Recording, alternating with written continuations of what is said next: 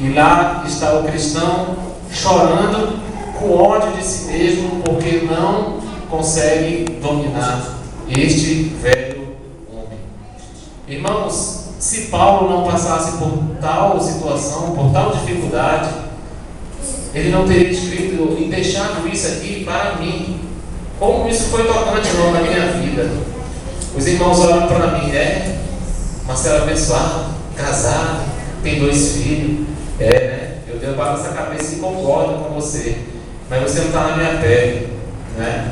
Às vezes eu admiro muitos irmãos, mas irmãos, todos que eu temos lutas, né? Todos. Então você admirar, mas você não sabe realmente o que o irmão passa, você não sabe da realidade da vida dele, quais são as lutas dele, e você fica encantado, querendo ser como aquele irmão. Não queira ser como nenhum irmão, irmãos. Olhe para Jesus, tá? Porque enquanto nós estivermos vivos, este velho homem e este novo homem, aonde a Bíblia diz que o mais velho tem que se sujeitar ao mais novo, o velho homem tem que se sujeitar ao novo homem. Então, irmãos, não há mais ninguém sabedor do que isso do que o próprio apóstolo Paulo, que ele escreveu em Romanos capítulo 7, versículo 14. Ele diz assim, todos encontraram? Ele diz assim: porque bem, irmãos, sabemos que a lei é espiritual. Irmãos, logo após nós temos uma adversidade, nós temos uma conjunção adversativa, mais, M-A-S, mais. Apesar, irmãos, da palavra de nosso Deus ser espiritual, nós somos o quê? Carnais. Por este ponto, irmãos, eu começo a deduzir que eu não sou bom, eu sou mal. Vendido sobre o pecado, não é sobre o pecado. Vendido, irmãos, abaixo do pecado. Porque o que faço não o aprovo. Quantos irmãos aqui que fazem coisas erradas, ou eu fiz coisa errada, e agora o Espírito Santo, irmãos, toca no seu coração e diz: olha, você errou, e você cai em pranto. Quantos não já caíram em pranto e odiaram a si mesmo por fazer aquilo que você realmente não queria fazer? Quantos? Pois o que quero, isso não faço. Eu queria muito servir a Deus em santidade. Eu queria muito buscar a Deus de todo o coração, de toda a verdade. Mas eu não faço. Por que eu não faço? Mas o que aborreço, isso faço. Irmãos, eu não sei qual é o problema do apóstolo Paulo, mas que ele tinha um velho homem podre dentro dele, ele tinha. Para ele escrever nessas linhas e nas entrelinhas, irmãos, está subentendido que a luta não era fácil. Como Rebeca, Paulo tinha que suportar aquela briga dos 2 irmãos, como Jacó e Esaú. Jacó, oh meu pai do céu, Jacó e Esaú, né? Jacó e Esaú. Então, irmãos, de certa forma, Paulo também sofria. Quantos irmãos aqui, irmãos, incluindo eu, não estamos sofrendo com o nosso velho homem? A tendência a querer fazer coisas erradas, você faz, um dia você não faz, e você fica muito tempo sem fazer, quando pensar que não faz de novo, e chora e pede perdão. Mas lá na frente da mensagem nós vamos ver o que é ato de pecado e o que é prática do pecado. Nós, irmãos, nós não somos mais pecadores no sentido de condenação. Nós praticamos atos de pecado. Nós não vivemos na prática do pecado. E o versículo 16 diz: e se faço o que não quero, consinto com a lei que é boa, de maneira que agora já não sou eu que faço isso, mas o pecado que habita em mim. Então, cada um de nós aqui tem um pecado safado, desculpa aí, dentro de nós, tá? Tem um pecado que sempre quer nos levar, sempre quer nos sabotar, levar-nos de volta ao mundo, às coisas erradas, tá? Não se esqueça disso. E é com ele que a gente entra em conflito. Por que será que depois que a gente conhece o Evangelho, a gente vê que tudo perde valor e o mundo é uma ilusão? Porque você tem uma luz que se chama novo homem. Este novo homem entra em conflito com o velho homem. Ora, Deus não está dizendo aqui para você se livrar do velho homem, não. Deus, ele te dá força para o novo homem. Não é interesse de Deus em matar o velho homem. Nós vamos ver lá na frente. Então, irmãos, quando há este conflito interior dentro de nós, começa a vir os questionamentos. Quando a gente peca, primeira seta que vem: será que eu sou salvo? Quantos aqui no salão não já passaram por esse tipo de questionamento? Será se eu sou salvo com as minhas atitudes? Será se realmente eu sou um filho de Deus? Lembre-se, quando você fizer esse questionamento, é porque você é um salvo. Você está em conflito. A sua natureza quer uma coisa, mas a sua nova natureza não vai permitir que você faça. Porque eu sei que em mim, isto é, na minha carne, não habita bem algum. Quem está se achando aí que é bonzinho está muito enganado, tá? Porque o próprio apóstolo Paulo diz que ele é mau. E com efeito o querer está em mim, mas não consigo realizar o bem. Veja só, Paulo, diante de si, tem o bem para fazer. E diante de si tem o mal. Qual ele vai fazer? O mal. Tá, irmãos? Vai fazer o mal.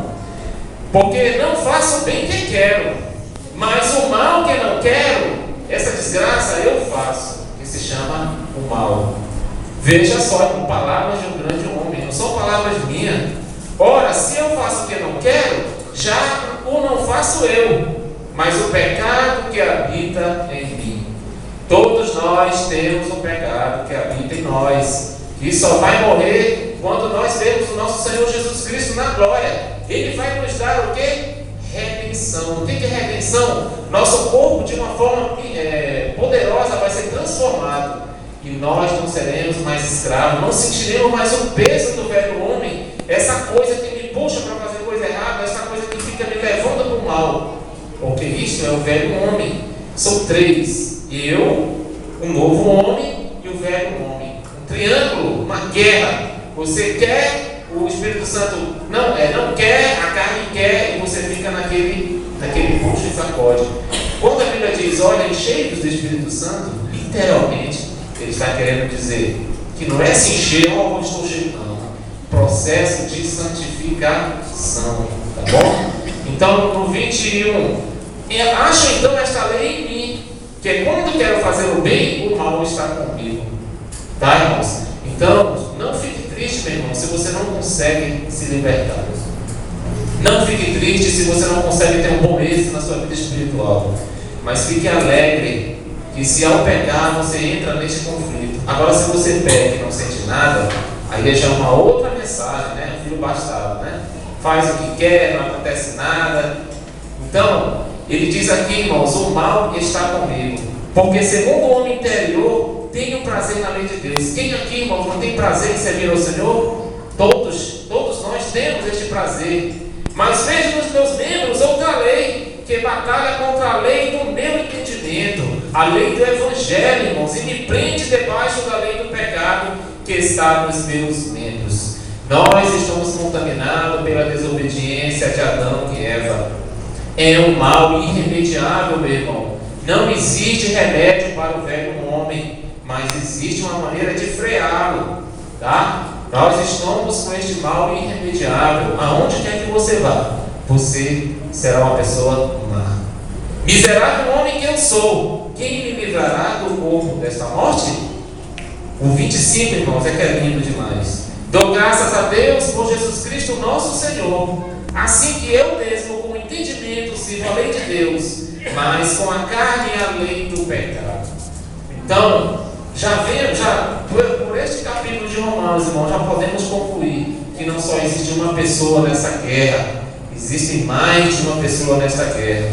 Então, irmãos, o que eu quero dizer aos irmãos, que existem em cada cristão, existem duas naturezas. Uma é a velha natureza, seus atributos, ela é corrupta, ela é maligna. E quando nós nascemos, quando Marquinhos nasceu, ele já traz dentro de si essa velha natureza. Ela é maligna e ela é corrupta. E a outra natureza, irmão Marcelo, quando é que ela aparece na minha vida? Quando você aceita Jesus Cristo como seu único e suficiente Salvador, nasce uma nova natureza, que é o novo homem. Então, irmãos, a velha natureza, ela é maligna, corrupta. A nova natureza, ela é pura e ela é santa. A velha natureza, irmãos, é de Adão, tá? Sempre vai existir dentro de nós. Sabe por quê? Porque se eu aceito a Cristo, eu vou deixar de ser um pecador?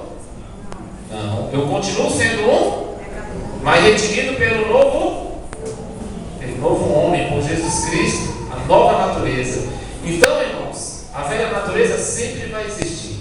Quando você pensa que o seu corpo já está em decomposição, quando você pensa que o corpo já está em estado de putrefação, está enganado. Já viu os filmes de morto-vivo?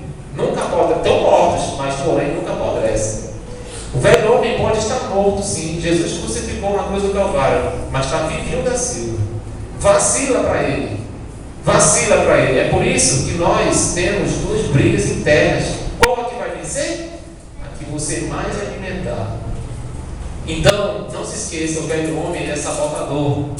Então, irmãos, o homem disse assim: o pecado foi retirado do meu coração, mas ainda imita o meu bisavô. Quem é o bisavô? A velha natureza. Então, irmãos, a nossa natureza ela é completamente má, tá? Completamente má. Então, a mesma experiência de Paulo, irmãos, é a nossa experiência. Vamos ver lá em Romanos, a gente leu Romanos 7 e 18. Porque eu sei que em mim, isso é, na minha carne, não habita bem algum, e com efeito o querer está em mim, mas não consigo realizar o bem, né? Então, irmão Marcelo, se eu procurar algo de bom dentro de mim, eu vou encontrar? Irmãos, eu vou lhe dar uma resposta e você vai ficar desapontado e surpreendido. Não encontramos nenhuma tendência boa dentro de nós. Por quê? Porque ela é completamente má e é incuravelmente má.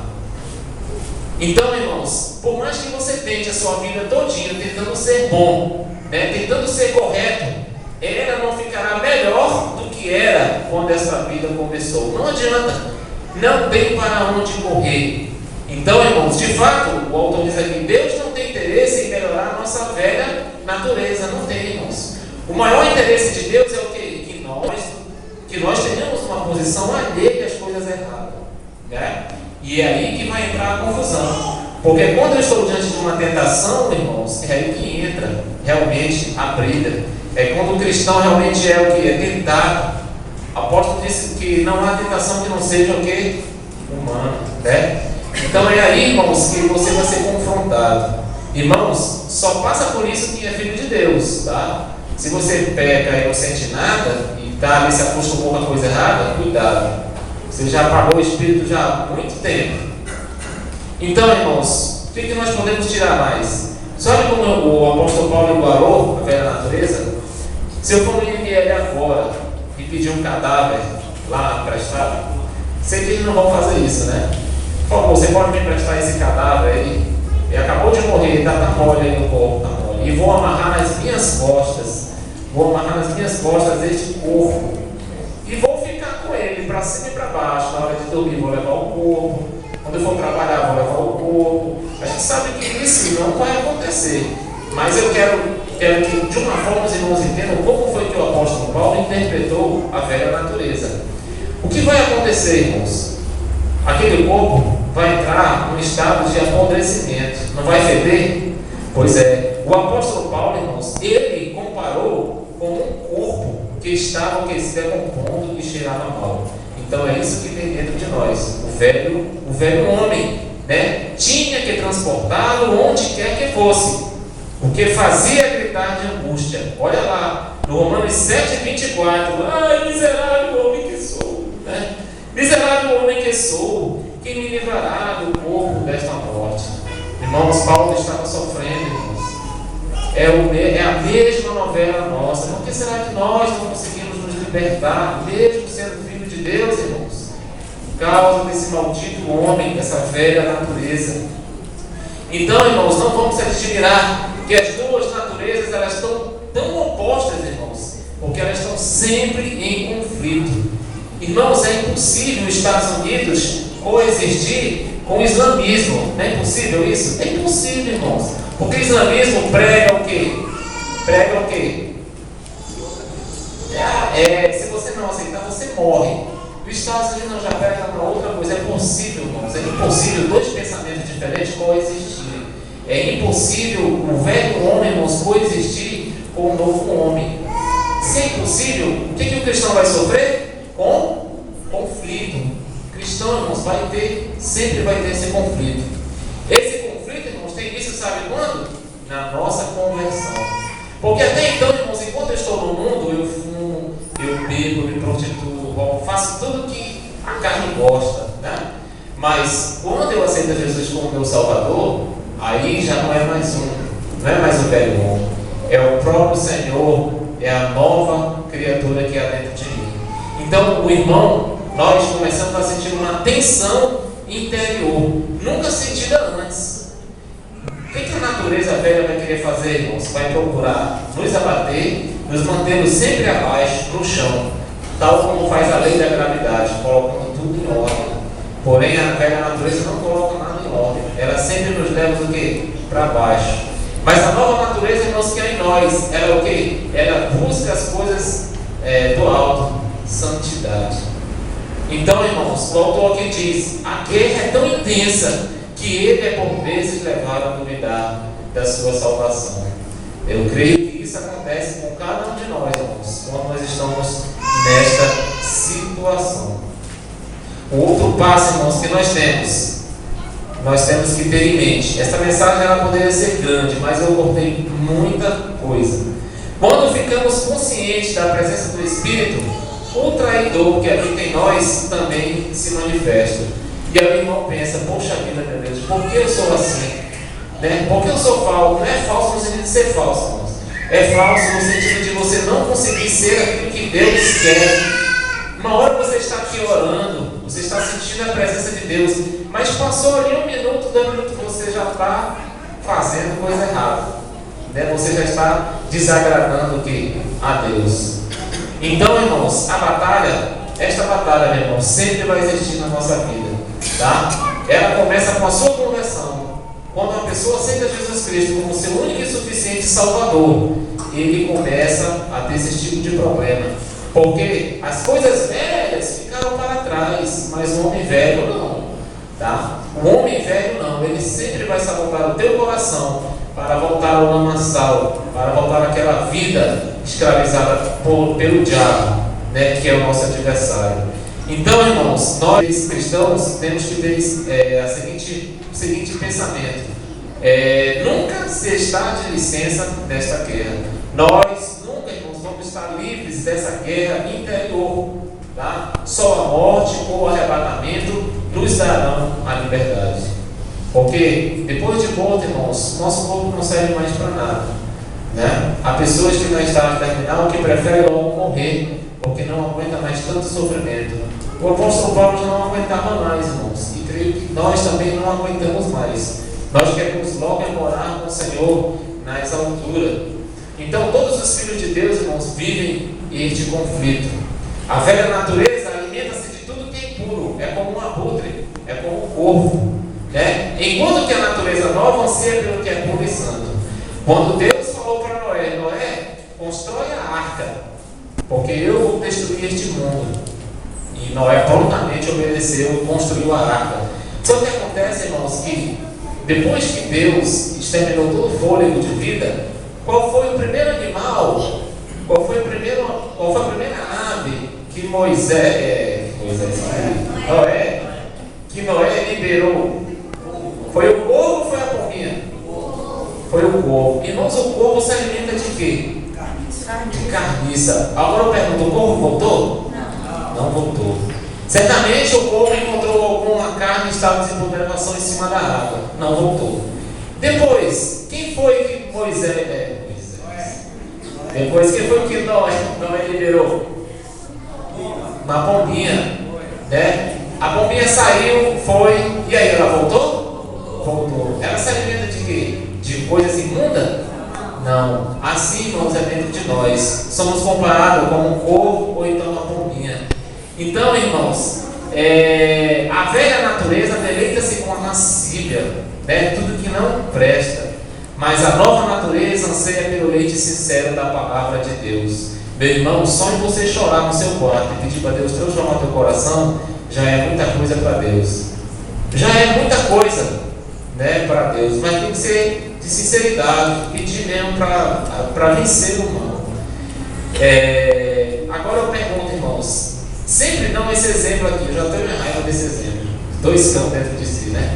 Eu procurei outro exemplo. Eu achei legal esse exemplo do vulgo, né? Porque ela disse que dentro de nós tem 2 cachorros, tá mais do que batido, né? Tem 2 cachorros, vai vencer o que come mais, né? O que mais você alimentar vai vencer. Já estou enjoado desse exemplo. Mas eu peguei um que é bem legal. É o jacami, né? Já viu que é o jacami que cria filho dos outros? Pois é o cuco. Olha o que o autor disse aqui. O cuco põe o ovo no ninho de outro pássaro. Então aqui está o ninho, né? Isso aqui é o ninho de um outro pássaro, de uma outra espécie. Ele vai lá e põe o ovo aqui dentro. Põe o ovo aqui dentro. Depois deixa que a outra ave o choque juntamente com os seus ovos.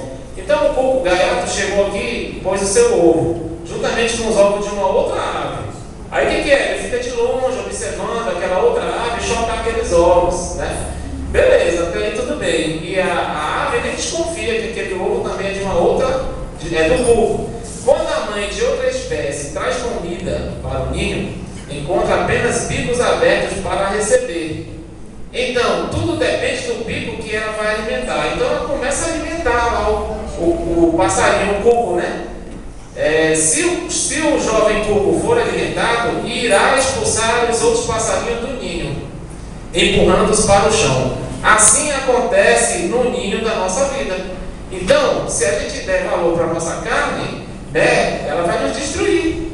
Vai nos destruir. Agora, se a gente buscar as coisas de Deus, mesmo com dificuldade, porque santificação, buscar a Deus de todo o coração, procurar fazer a vontade dele, nós não vamos ser o quê? Destruídos. Então esse é um exemplo que eu achei legal. Foi a minha velha natureza que o fez, irmão Marcelo, não fui eu. Aí olha só o que o autor diz aqui. Um motorista, ele foi apanhado em excesso de velocidade. Ele estava andando a 600 km por hora. Acho que carro, existe esse carro? Estava a mais de 600 km por hora. Aí olha só. O juiz replicou, disse assim, ele falou assim, disse ao juiz: não, juiz, foi a minha velha natureza que estava em excesso de velocidade. A gente diz, a carne é fraca, mas o espírito é forte, né? Isso não é desculpa, irmãos. Nós não podemos culpar a velha natureza, porque deixa eu te falar, Deus responsabiliza nós e não a velha natureza, tá? Saiba disso. Ele disse, foi a minha velha natureza, juiz, que estava em excesso de velocidade. Alguém que o juiz falou: vou multar a sua velha natureza em 50 libras por excesso de velocidade e vou multar, cadê a continuação? E vou multar a sua nova natureza em 50 libras por ser conveniente com a primeira, né? Então, culpar a velha natureza não é uma boa solução, tá, irmãos? Então, não vamos dizer, Senhor, eu pequei por isso, não, mas porque nós é que procuramos sábios para nós mesmos, conflitos para nós mesmos. A gente fica mexendo com coisa errada, vamos pensar que nós já está todo envolvido, todo embaraçado. Mas ainda assim, irmão, Deus é fiel, tá? Ainda assim Deus é fiel. Lembra que nós lemos em 2 Coríntios que nós somos vasos de barro e dentro dele há algo tão especial, né? Que o que é o poder de Deus em nossa vida, né? Às vezes a gente procura nossos caminhos e é lá neles que a gente vai aprender, vai amadurecer. E Deus vai trabalhando o quê? A nossa vida até nós sermos santos lá no céu. Por isso que não há o justo sequer, irmãos, tá? Não existe ninguém bom, não existe ninguém santo. Só existem pessoas diferentes, mas todas agradam a Deus, dependendo da sua vida. Então, irmão Marcelo, os atos de pecado e a prática de pecado me colocam no inferno? Irmãos, nós vamos ver aqui. Por que será, irmão Marcelo, que João falou que Satanás fica pecando desde o início? Justamente para mostrar isso para nós. Nós vamos ver aqui em João, irmãos, João capítulo 1, para finalizar, João capítulo 1.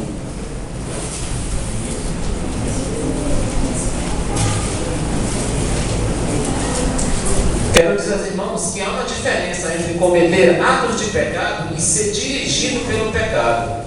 Irmãos, todos nós cometemos atos de pecado, tá? Todos nós. Não existe que a gente vive pecando. Nós vamos já ver essa diferença. Apesar das nossas vidas não serem dominadas pelo pecado, tá? Apesar de eu não ser mais dominado pelo pecado, mas eu faço o quê? Atos de pecado. Ou seja, eu não estou sem pecado, mas peco menos. Então o cristão verdadeiro, o crente verdadeiro, ele não está sem pecado. A diferença é que ele peca menos. Por isso que João, irmãos, aqui, ele fez questão de deixar isso para nós, lá em João capítulo 1. Vê se é 1 mesmo, se eu não fui enganado.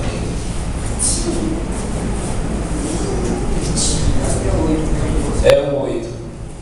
Ele diz aqui, irmãos, eu acho que é primeiro epístola de João.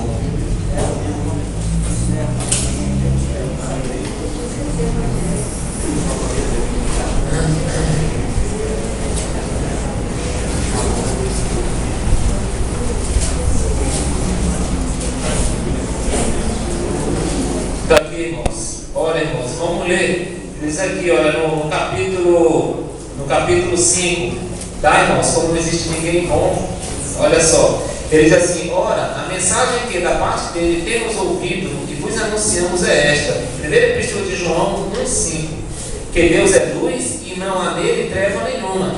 Se dissemos que mantemos comunhão com ele e andamos nas trevas, mentimos e não praticamos a verdade. Se porém andarmos na luz, como ele está na luz, mantemos comunhão uns com os outros, e o sangue de Jesus, seu Filho, nos purifica de todo o pecado.